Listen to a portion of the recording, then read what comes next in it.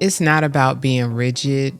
It's about you finding a lifestyle that you can sustain and to enjoy.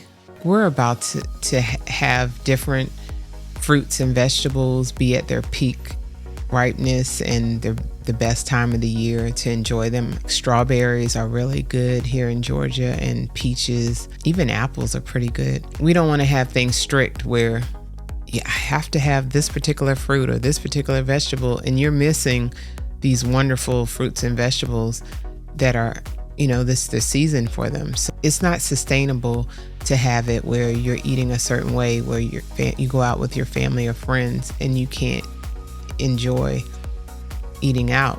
This is about starting with a good foundation and getting some momentum going. Like once your body starts releasing weight, it builds upon itself in a positive way, and you'll be surprised. Like the first month you lose quite a bit, but then it still adds up week by week by week.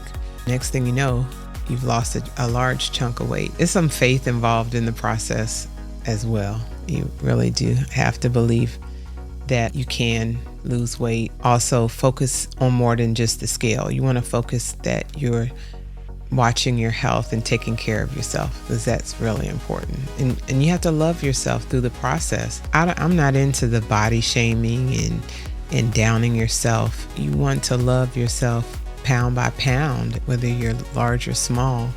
You're worthy, you're lovable.